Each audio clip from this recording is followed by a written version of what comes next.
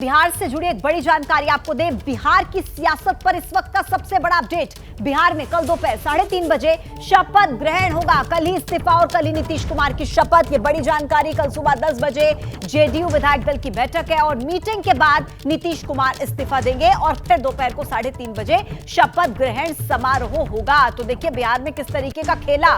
कल 3:30 बजे जब शपथ ग्रहण समारोह बिहार में होगा और कल ही का वो दिन जब इस्तीफा भी देंगे नीतीश कुमार, शपथ ग्रहण करेंगे। 10 बजे जेडीयू विधायक दल की बैठक और फिर इस मीटिंग के बाद नीतीश कुमार का इस्तीफा और फिर दोपहर को 3:30 बजे शपथ ग्रहण करेंगे नीतीश। तो देखिए ये बड़ी जानकारी आप तक पहुंचा रहे हैं और हर अपडेट के साथ अंकित इस वक्त सीधे हमारे साथ जुड़ गए हैं। अंकित, सुबह से आप इस खबर पर, इस हलचल पर अपडेट हम तक पहुंचा रहे हैं और अब ये बड़ी जानकारी है कि कल नीतीश इस्तीफा भी दे सकते हैं और कल शपथ ग्रहण भी हो सकता है। क्या जानकारी है आपके पास?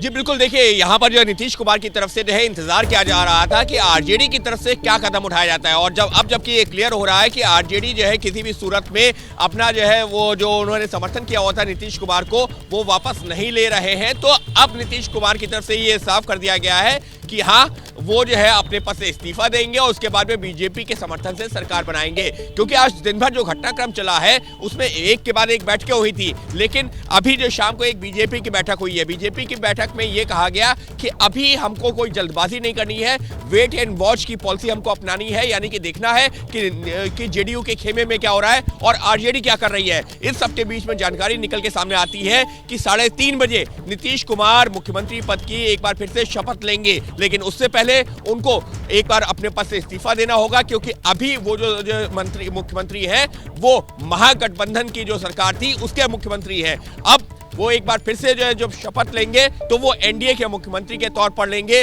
और इस वजह से ये पूरा घटनाक्रम महत्वपूर्ण हो जाता है। और एक और चीज इसमें जोड़ना चाहूंगा कि आरजेडी का रुख, आरजेडी की तरफ से जो है अपने जो तमाम विधायक हैं, जो 79 विधायक हैं, उनसे हस्ताक्षर करवा लिए गए थे और उसी के बाद में हो रहा था कि आरजेडी का रुख क्या होगा। अब जबकि साफ हो गया है कि आरजेडी सरकार गिराने नहीं जा रही है तो अब नीतीश कुमार इस्तीफा दे करके एक बार फिर से शपथ लेने के लिए तैयार है। ये बड़ी बात है अंकित, आरजेडी का रुख क्या होगा, जेडीयू की बैठक में क्या होने वाला है, तमाम अहम सवाल है जिनका जवाब संभवतः कल मिल जाएगा। बहुत धन्यवाद आपका अंकित तमाम अपडेट्स हम तक पहुंचाने के लिए। नीतीश पलटे और फिर बाजी किस तरीके से पलट गई और ये कहां क्यों जा रहा है ये आप समझिए। क्योंकि जो ताबड़तोड़ बैठकें हैं ना, उनकी शक्ल में बिहार का सियासी घटनाक्रम जिस तेजी के साथ बदल रहा है उसे देखते हुए पहले ही ये कहा जा रहा था कि बिहार में सत्ता का जो गठजोड़ है वो बदलना तय है। और अब खबर भी आ गई है कि रविवार को सुबह 10 बजे जेडीयू विधायकों के साथ बैठक के बाद नीतीश कुमार पद से इस्तीफा देंगे और फिर शाम को 3 बजे के बाद एक बार फिर से वो मुख्यमंत्री पद की शपथ लेंगे। हालांकि फाइनल तस्वीर क्या होगी, पर्दा उठना अभी इस पर से बाकी है।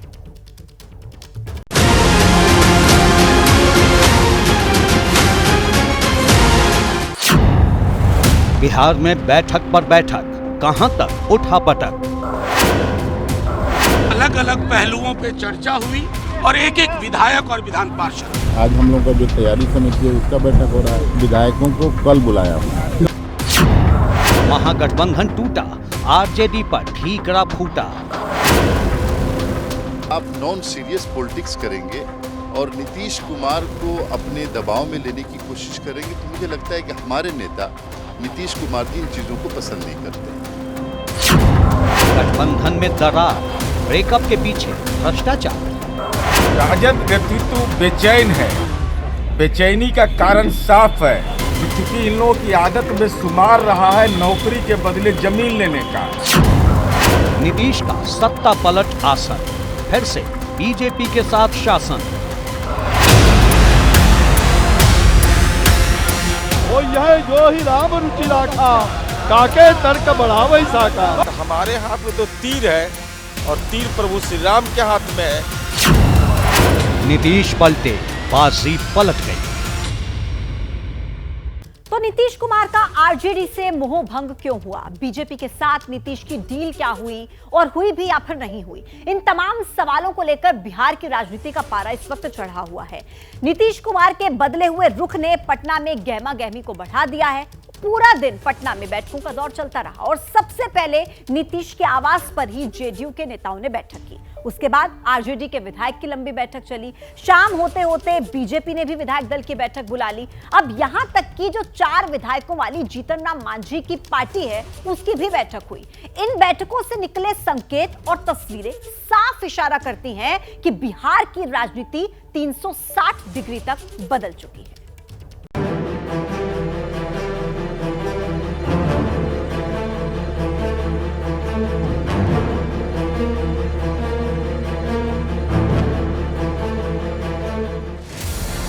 राबड़ी देवी के आवास पर गहमा गहमी।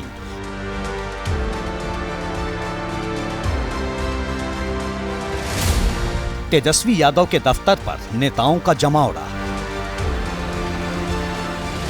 और बीजेपी के पटना ऑफिस के बाहर की बढ़ती सियासी हलचल।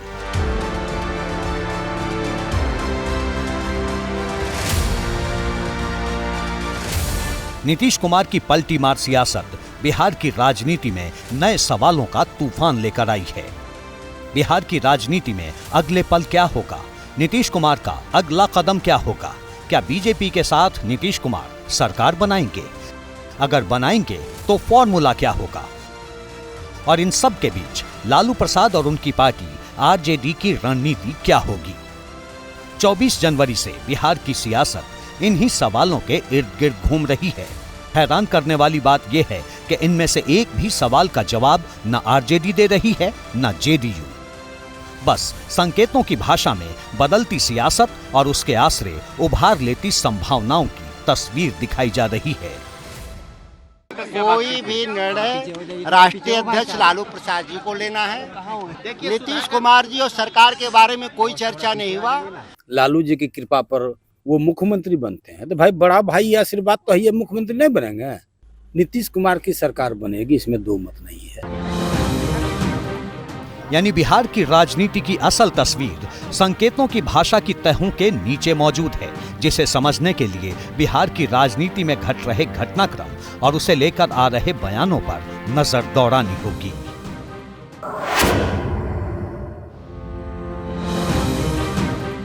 सियासी उठापटक और सत्ता के सस्पेंस के बीच सुबह के कोई 10 साढ़े 10 बजे नीतीश कुमार पटना से बक्सर रवाना हो गए। कार्यक्रम ब्रह्मेश्वर नाथ धाम के उद्घाटन का था। खास बात ये कि इस कार्यक्रम में बीजेपी के वरिष्ठ नेता और केंद्रीय मंत्री अश्विनी चौबे भी मौजूद थे। अब जरा दोनों नेताओं की सियासी केमिस्ट्री पर गौर कीजिए, क्योंकि ये तस्वीरें उसी वक्त की हैं जब पटना में जेडीयू दफ्तर से लेकर तेजस्वी यादव के ऑफिस तक सियासी सरगर्मी आसमान पर थी।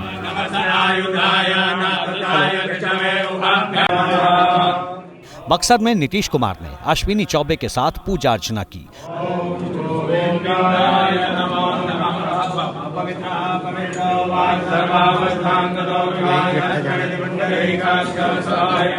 और फिर नीतीश कुमार के सामने ही अश्विनी चौबे ने जो कुछ कहा, उसने बिहार में पर्दे के पीछे हो रही सियासी उठापटक को थोड़ा और खोल दिया है। ओ यह जो ही राम रुचि राखा, काके तर्क बढ़ावे साका, जो राम करिए वही होइए। यानी नीतीश कुमार की बीजेपी के साथ डील पक्की हो चुकी है। हालांकि अब तक सार्वजनिक तौर पर पुष्टि नहीं हुई है। यहां तक कि अश्विनी चौबे से जब दोबारा सवाल किया गया तो उन्होंने बयान का मतलब बताने की जगह रामचरितमानस की एक और चौपाई दोहरा दी। जाहे विधि राखे राम ताही विधि रहिए, जाहे विधि राखे राम ताही विधि रहिए। खास बात यह है कि जिस वक्त अश्विनी चौबे रामचरितमानस की चौपाई पढ़ रहे थे, उसी वक्त बीजेपी के एक और केंद्रीय मंत्री गिरिराज सिंह नीतीश कुमार पर बयानों के बाण चला रहे थे। नीतीश कुमार को सत्ता के लिए व्याकुल बता रहे थे। अब जरा बक्सर से 127 किलोमीटर दूर पटना में घट रहे घटनाक्रम पर लौटते हैं। दिन के दूसरे पहर यानी 12 बजे के बाद पटना में नीतीश के घर पर जेडीयू नेताओं का जमावड़ा लगना शुरू हो गया। ललन सिंह, विजयेंद्र यादव, विजय चौधरी, संजय झा और श्रवण कुमार मीटिंग के लिए पहुंचे। हालांकि मीटिंग में क्या हुआ, किस मुद्दे पर चर्चा हुई, किसी ने कुछ नहीं कहा। हाँ, जेडीयू के एक और नेता जो बैठक में नहीं थे, सुनील पिंटू ने इशारा जरूर कर दिया कि अब नीतीश कुमार भगवा कैंप के साथ मिलकर सरकार बनाने जा रहे हैं। देश हित के लिए और राज्य हित के लिए मेरे अपना व्यक्तिगत राय है कि माननीय नरेंद्र मोदी जी और माननीय नीतीश कुमार जी के दोनों के एक साथ से ही बिहार का संभव है विकास। आप बिहार की जनता से पूछेंगे तो कहेंगे कि 2005 वाला ही सरकार सबसे सही था जो बिहार में विकास थी। जेडीयू की ओर से आया ये अकेला बयान नहीं है। नीतीश कुमार के करीबी खालिद अनवर जेडीयू नेता नीरज कुमार तक इशारा कर चुके हैं कि महागठबंधन की गाड़ी पंक्चर हो चुकी है। ऐसे में आरजेडी ने भी सियासी समीकरणों को नए सिरे से परखना शुरू कर दिया है। जिस वक्त जेडीयू की बैठक खत्म हुई और गठबंधन टूटने का इशारा करते हुए जेडीयू नेताओं के बयान आने शुरू हुए, उस वक्त आरजेडी खेमे में हलचल उफान मार रही थी। दोपहर के करीब 1:15 तक तेजस्वी यादव के दफ्तर पर आरजेडी के तमाम विधायक और नेता पहुंच गए। ये मीटिंग करीब 3:30 बजे खत्म हुई। बताया जा रहा है मीटिंग में लालू यादव ने सभी विधायकों को किसी भी हालात के लिए तैयार रहने को कहा। उधर तेजस्वी यादव ने नीतीश कुमार को आदरणीय कहकर संबोधित किया। जबकि बैठक के बाद मीडिया से मुखातिब हुए पार्टी नेता मनोज झा ने कहा कि पार्टी में कई मुद्दों पर चर्चा हुई, लेकिन उन्होंने ये नहीं बताया कि गठबंधन में आई दरार पर आरजेडी की रणनीति क्या है। इस सरकार की बुनियाद में हमारे राष्ट्रीय अध्यक्ष और तेजस्वी जी और नीतीश कुमार जी का, उस सरकार के गिराने के बारे में कभी हम सोच सकते हैं क्या? इस सरकार ने रोजगार दिए हैं, अस्पतालों की काया पलट कर दी है। उस सरकार को अपने सृजन किए हुए बच्चे की हत्या हम नहीं कर सकते। खास बात यह है कि बिहार में बदले राजनीतिक घटनाक्रम पर बीजेपी और कांग्रेस ने भी विधायक दल की बैठक बुलाई। ये बात और है कि कांग्रेस के सिर्फ 5 विधायक पूर्णिया पहुंचे। ऐसे में अब कांग्रेस विधायक दल की मीटिंग रविवार को होगी। इधर शाम 4 बजे बीजेपी प्रदेश मुख्यालय पर भगवा कैंप की मीटिंग शुरू हुई। मीटिंग में सभी विधायकों और पदाधिकारियों को बुलाया गया। हालांकि मीटिंग से पहले ही बीजेपी विधायक छेदी पासवान ने पूरी तस्वीर साफ कर दी। नीतीश जी ऐसे व्यक्ति हैं कि पद के लिए कहीं भी जा सकते हैं, उनको पद चाहिए, पद को लेकर मिल रहा है, पद लेने के लिए आ रहे हैं, उसी के उपलक्ष्य में मीटिंग हो रही है। यानी तय है कि बिहार में सत्ता का ध्रुव बदलने वाला है। बिहार विधानसभा में बीजेपी विधायक दल की कुर्सी सत्ता पक्ष की ओर लगने वाली है। हालांकि मंत्रिमंडल के गठन का फॉर्मूला पुराना होगा या कोई नया फॉर्मूला सामने आएगा, इसका सस्पेंस अभी बाकी है। तो बिहार में सियासी उठापटक से पटना में तो सियासी पारा बढ़ा ही है, लेकिन दिल्ली तक भी तपिश महसूस की जा रही है।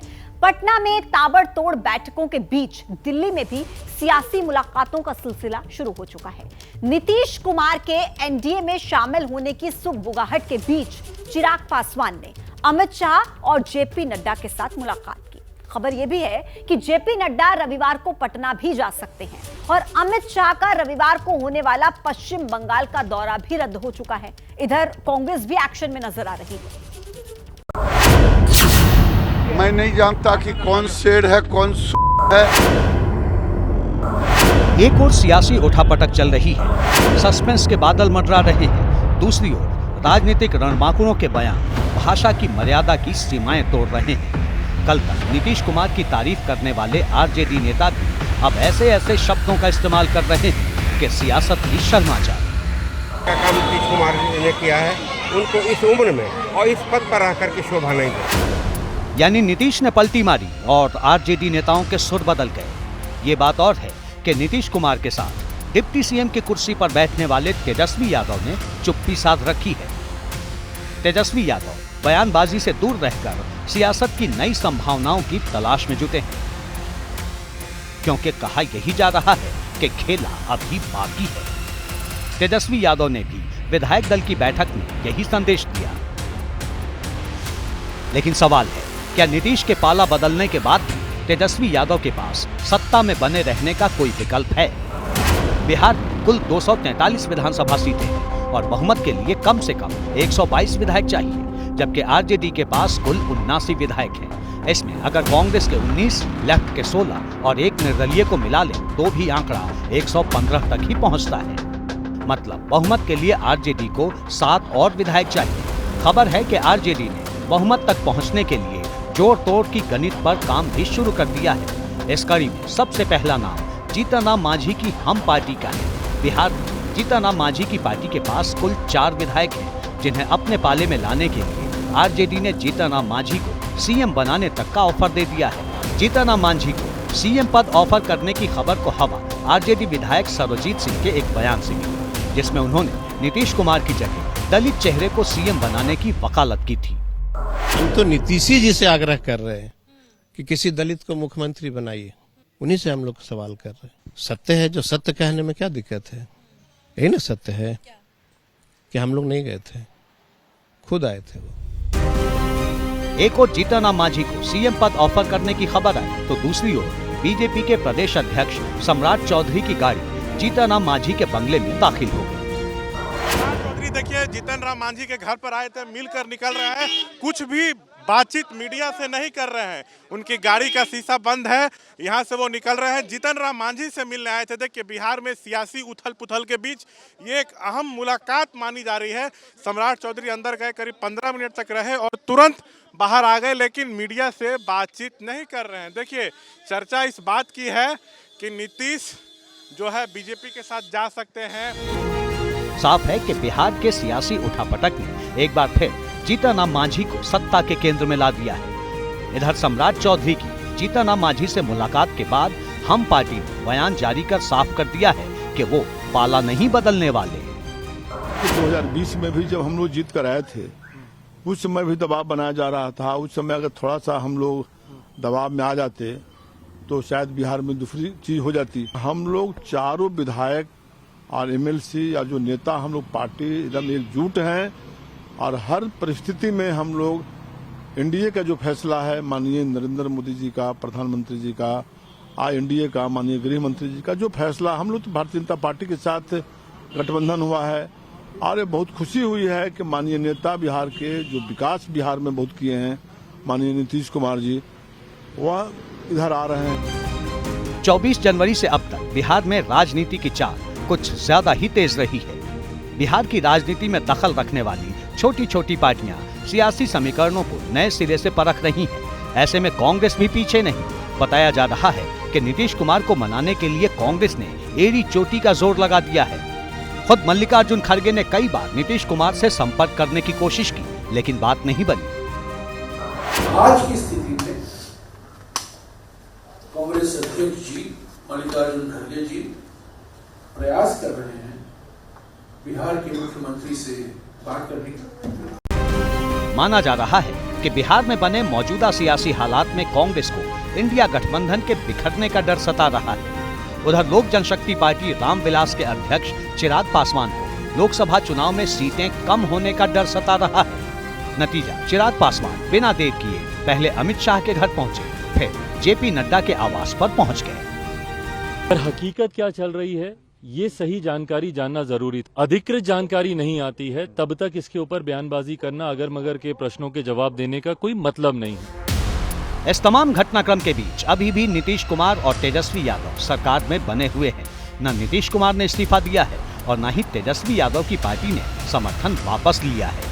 दोनों ने एक दूसरे पर चुप्पी साध रखी है, यानी इशारों में जो कुछ भी कहा जा रहा है उससे एक पल तस्वीर साफ होती नजर आती है तो दूसरे ही पल सस्पेंस और गहरा हो जाता है। खास बात यह है कि आरजेडी अध्यक्ष लालू प्रसाद यादव की बेटी मीसा भारती भी कह रही हैं कि पता नहीं चल रहा कि चल क्या रहा है। कुछ पता ही नहीं, अभी तो कोई पता ही नहीं चल रहा है क्या हो रहा है। कोई आधिकारिक किसी की तरफ से कोई बयान आया नहीं। लोग सरकार में आते हैं, राष्ट्रीय जनता दल बिहार के जनता के लिए और काम करते हैं और आगे भी करते रहेंगे। कुल मिलाकर कहें तो बिहार में जो सियासी हालात बने हैं उसके केंद्र में 3 ही पार्टियां हैं, आरजेडी, जेडीयू और बीजेपी। बाकी दल स्थितियों को भांपने के किरदार में है। माना जा रहा है कि पर्दे के पीछे की असल तस्वीर क्या है, ये रविवार सुबह ही पूरी तरह साफ हो पाएगा।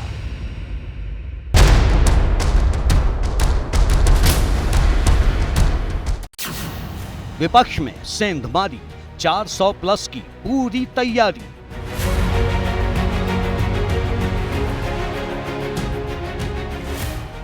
लोकसभा के 2024 के चुनाव में जो हमारा पुराना रिकॉर्ड टैली है उससे कहीं अधिक सीटों के साथ आदरणीय मोदी जी के नेतृत्व में हम चुनाव जीत करके आएंगे। जैसे ही शपथ लेंगे नीतीश, बीजेपी की कंफर्म 400 प्लस सीट।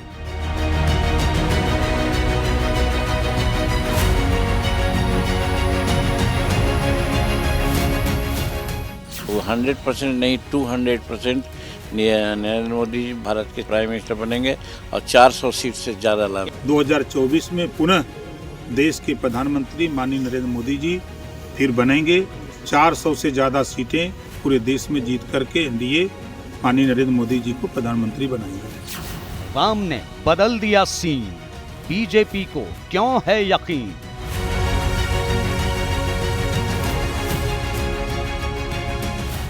और आने वाले चुनावों से पहले एकजुट होकर पूरी ताकत के साथ पहले से ज्यादा सीटें जिताकर नरेंद्र मोदी जी देश के प्रधानमंत्री बनेंगे। फिर एक बार मोदी जी के नेतृत्व में एनडीए विकास विकास और विकास की लहर पूरे देश भर में करेगा। दक्षिण में है अग्निपथ, कैसे बढ़ेगा कमल रथ।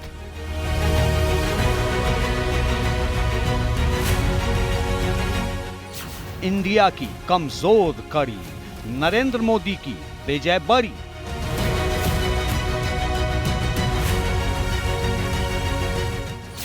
जनता ने मन बना लिया है, ये निश्चित है कि अगली बार फिर से बीजेपी नेतृत्व हमारी एनडीए सरकार बनेगा और फिर से परम आदरणीय प्रधानमंत्री नरेंद्र मोदी जी तीसरी बार के लिए प्रधानमंत्री बनेगा। यार 400 प्लस अब की बार। जी हां, बिहार में नीतीश कुमार की पलटी ने बीजेपी को 400 प्लस वाला बूस्टर दे दिया है। और इसके अलावा बंगाल में ममता का अकेले लड़ने का ऐलान हो, या फिर महाराष्ट्र में एनसीपी और शिवसेना का टूटना हो, या फिर इंडिया गठबंधन की कमजोर कड़ियां, बीजेपी इस वक्त फ्रंट फुट पर है। तो क्या नरेंद्र मोदी 400 प्लस सीटों के साथ हैट्रिक मारने वाले हैं?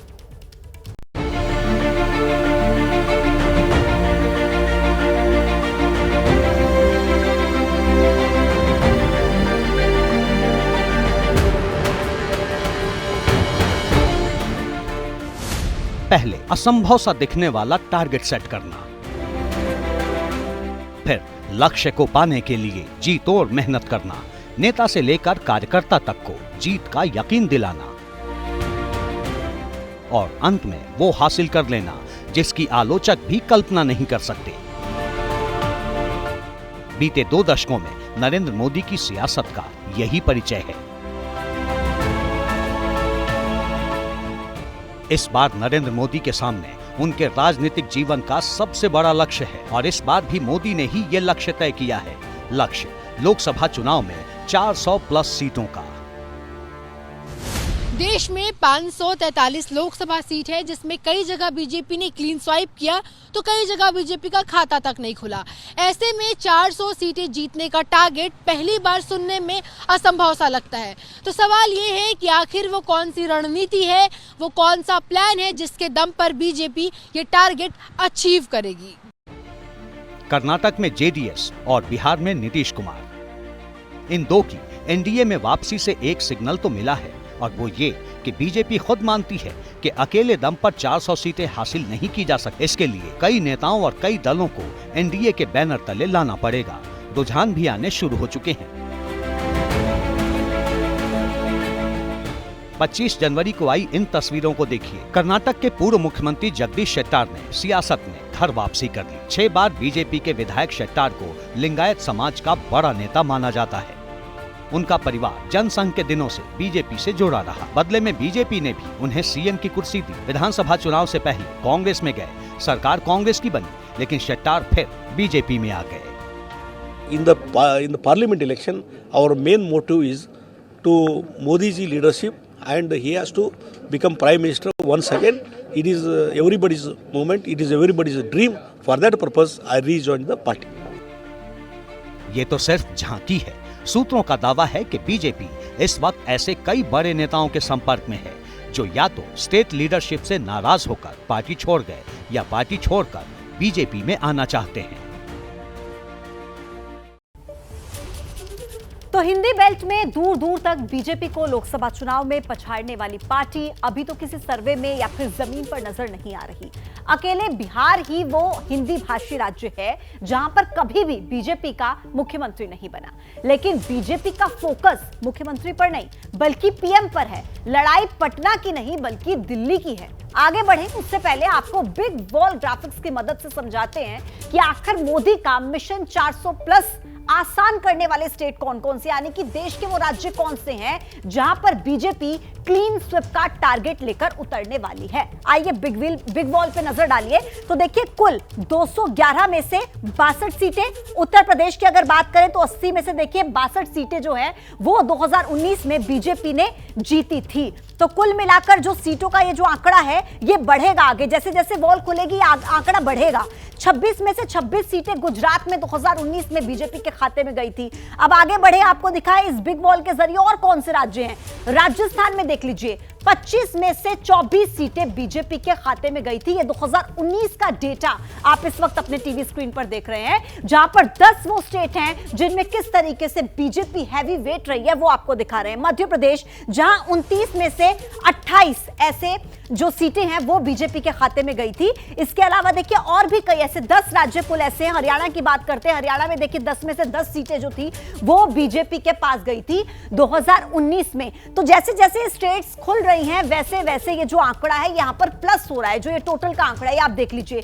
दिल्ली में देखिए, दिल्ली में 7 में से जो 7 सीटें हैं वो बीजेपी के खाते में गई थी 2019 के आंकड़े में। उत्तराखंड की बात करें 5 में से 5 सीटें, यानी कि सारी की सीटें जिन पर चुनाव लड़ा वो बीजेपी के खाते में जाती हुई नजर आ रही हैं। अब आगे देख लीजिए आंकड़ा हिमाचल प्रदेश का, और हिमाचल प्रदेश का आंकड़ा क्या कहता है। 4 में से 4 सीटें 2019 में बीजेपी के खाते में गई थी। ये देख लीजिए, ये आंकड़ा आपको दिखा रहे हैं। तो झारखंड में देख लीजिए, झारखंड में 14 में से 11 सीटें हैं जो बीजेपी के खाते में गई थी साल 2019 में।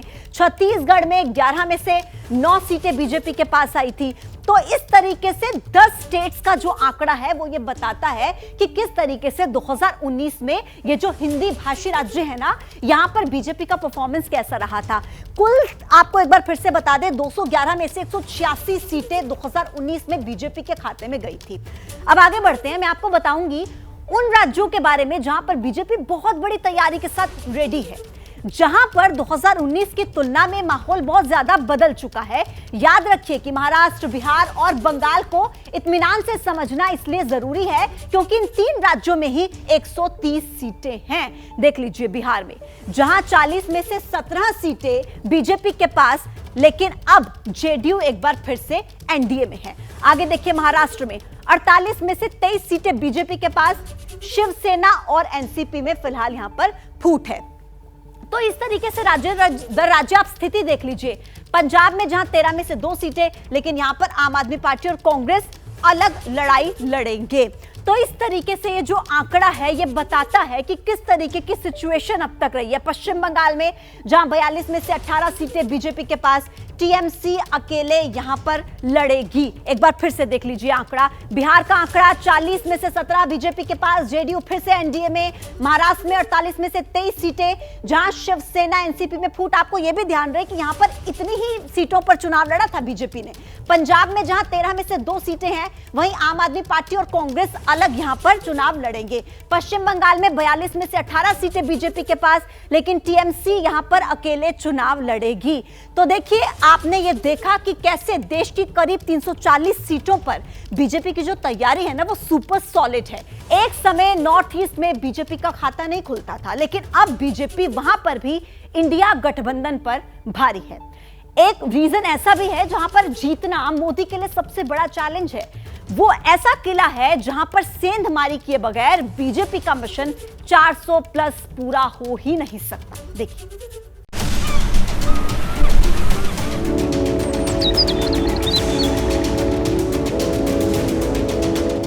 पूरब, पश्चिम, उत्तर और दक्षिण, देश की सियासत को अगर इन 4 जोन में बांट दिया जाए तो दक्षिण यानी साउथ ही वो इकलौता जोन है जहां 2019 से लेकर मौजूदा तमाम सर्वे तक इंडिया गठबंधन आगे है और बीजेपी बहुत पीछे।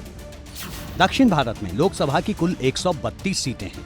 इनमें 84 सीटें तो ऐसी हैं जहां कभी बीजेपी का कमल खिला ही नहीं। सीटों के लिहाज से दक्षिण के सबसे बड़े राज्य तमिलनाडु में पिछले 20 सालों में बीजेपी सिर्फ 1 सीट ही जीत पाई। 2014 लोकसभा चुनाव में बीजेपी को 132 में से 22 सीटें मिली थी, जबकि 2019 में बीजेपी के हिस्से 29 सीटें आईं। एबीपी और सी वोटर के ओपिनियन पोल में भी विपक्षी इंडिया गठबंधन के खाते में साउथ इंडिया से 40% वोट आने का अनुमान जताया गया है।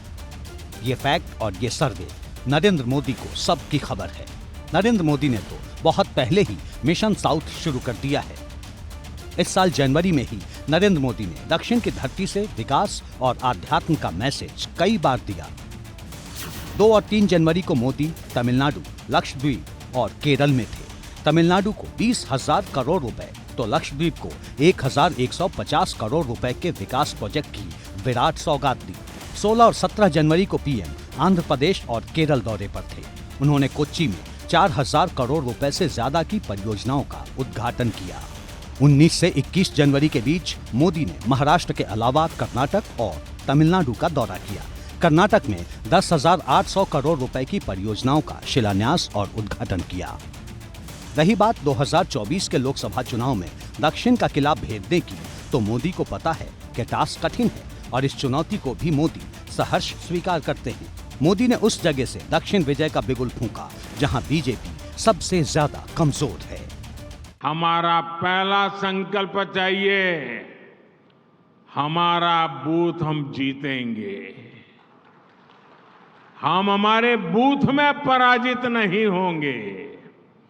अगर बूथ को जीत लिया तो केरल को भी जीत सकते हैं। तो मायावती, नवीन पटनायक और जगन मोहन रेड्डी, ये 3 नाम इस चुनाव में बहुत खास हैं, क्योंकि ना तो ये इंडिया गठबंधन के साथ हैं और ना ही बीजेपी के साथ। इनमें से नवीन पटनायक की बीजू जनता दल और जगन मोहन की वाईएसआर, कांग्रेस के पास तो अच्छी खासी सीटें हैं और दोनों ही दलों ने मोदी को संसद में कई बिल और कानून पर सपोर्ट भी किया है। यानी कि इनकी कामयाबी से नुकसान इंडिया गठबंधन का ही है। वैसे एक और फैक्टर है जो कि इंडिया गठबंधन के खिलाफ जीत तोड़ मेहनत कर रहा है।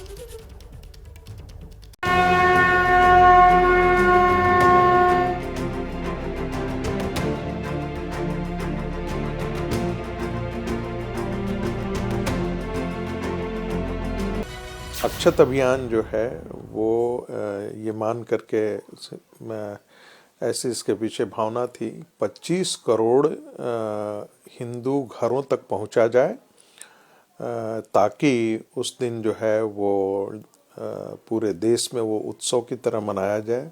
दूसरी तरफ जो लोगों को जोड़ने का है या भगवान राम के मंदिर को दिखाने का है, यह भी संघ परिवार का हिंदू समाज से जुड़ने का ही अभियान है।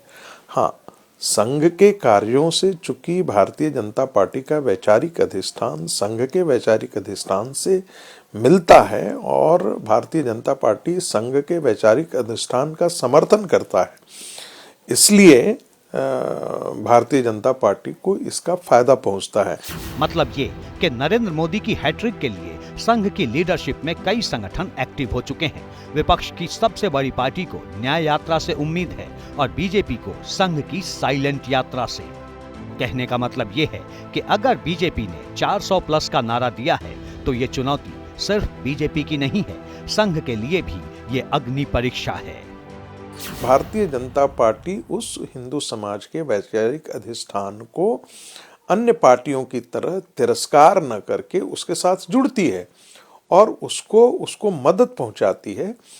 तो इसलिए हिंदू समाज जो है उसको लगता है कि ये वो पार्टी है जो हमारे मन के अनुसार काम कर रही है, ये वो पार्टी है जो भारत की सभ्यता और संस्कृति को बचाने के लिए, संरक्षित करने के लिए और परिवर्धित करने के लिए काम करे, इसलिए इसके साथ खड़ा होना चाहिए।